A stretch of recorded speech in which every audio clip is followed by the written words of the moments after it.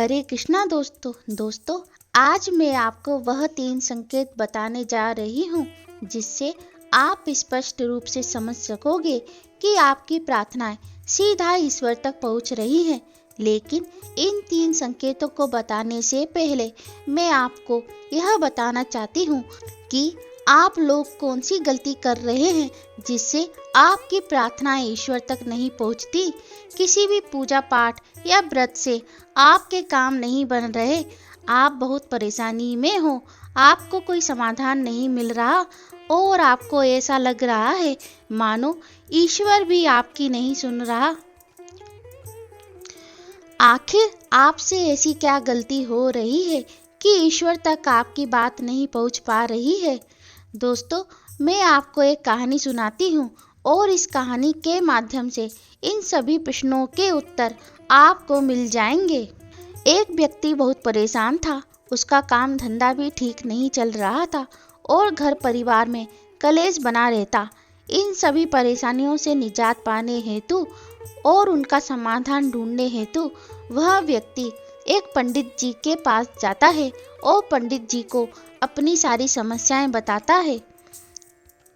पंडित जी उसे एक बहुत ही आसान सा उपाय बताते हैं और कहते हैं कि तुम पर ईश्वर की कृपा जरूर होगी। तुम बस इतना करो कि हर सोमवार शिव जी के मंदिर जाओ और एक लोटा जल या दूध जो तुमसे बन पड़े ईश्वर को अर्पित करो। तुम्हारा कल्याण होगा और ईश्वर के आगे हाथ जोड़ अपनी प्रार्थना करो। ईश्वर तुम्हारी प्रार्थना जरूर सुनेंगे, परंतु वह कहता है कि मुझे क्या प्रार्थना करनी है, आप मुझे लिख कर दे दो। तब पंडित जी ने उसके कहने पर अपने शब्दों में एक प्रार्थना और उसके साथ एक मंत्र लिखकर दे दिया और कहा, ईश्वर के सामने इसे पढ़ लेना। उसने कहा ठीक है और उसने ठीक वैसे ही किया। वह पंडित जी के कहे अनुसार हर सोमवार मंदिर जाने लगा और पंडित जी के द्वारा बताई गई पूजा अर्चना करने लगा और उसकी लिखी प्रार्थना को पढ़ने लगा।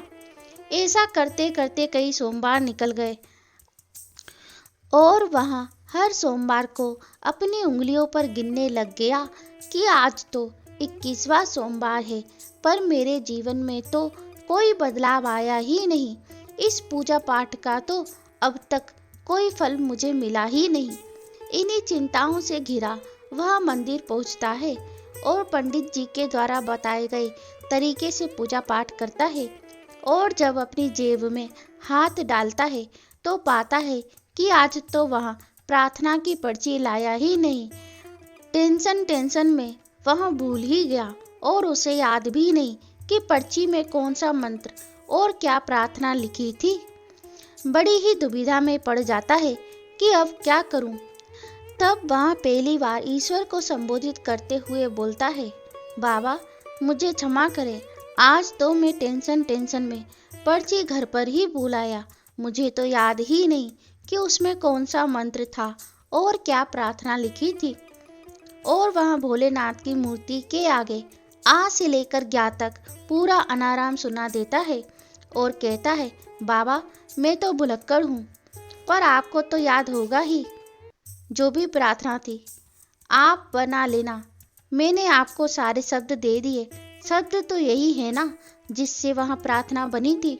और ईश्वर जब यह सुनते हैं तो उसकी इस निश्चलता पर प्रसन्न हो जाते हैं कि ऐसा भी मेरा कोई भक्त है जो मुझे अनाराम सुना रहा है, आ से ज्ञा तक शब्द दे रहा है और कह रहा है कि प्रार्थना तो आप ही बना लो।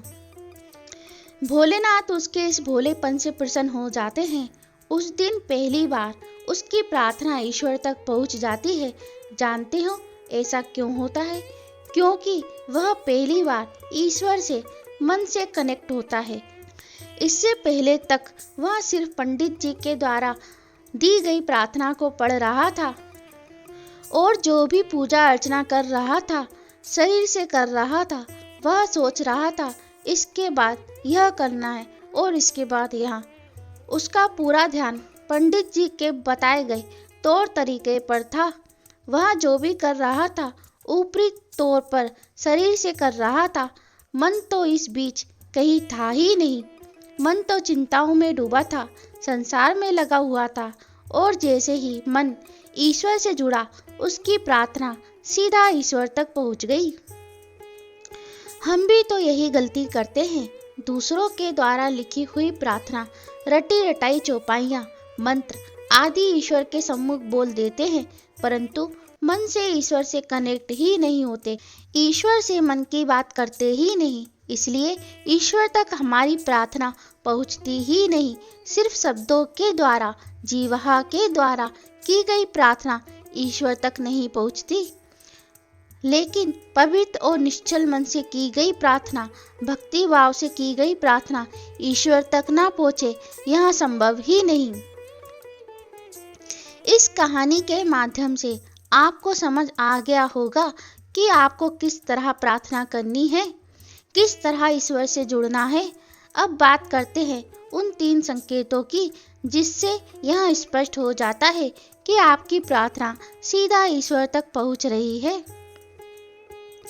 उसमें से पहला संकेत यह है कि आपके हृदय में ईश्वर के प्रति प्रेम, विश्वास और समर्पण के भाव होंगे। दूसरा संकेत यह है, जब भी आप ईश्वर के सामने अपनी परेशानी रखोगे, तब आपकी आंखों से अश्रुधारा बह रही होगी। तीसरा और अद्भुत संकेत स्वयं ईश्वर की तरफ से ही आपको मिलेगा। वे स्वयं आपको संकेत के माध्यम से बताएंगे कि आपकी अरदास उन तक पहुंच गई है।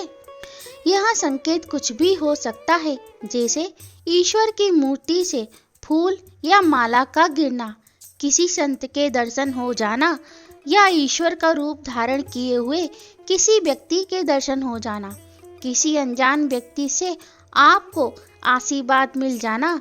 कुछ ना कुछ सकारात्मक संकेत आपको मिलेगा ही मिलेगा।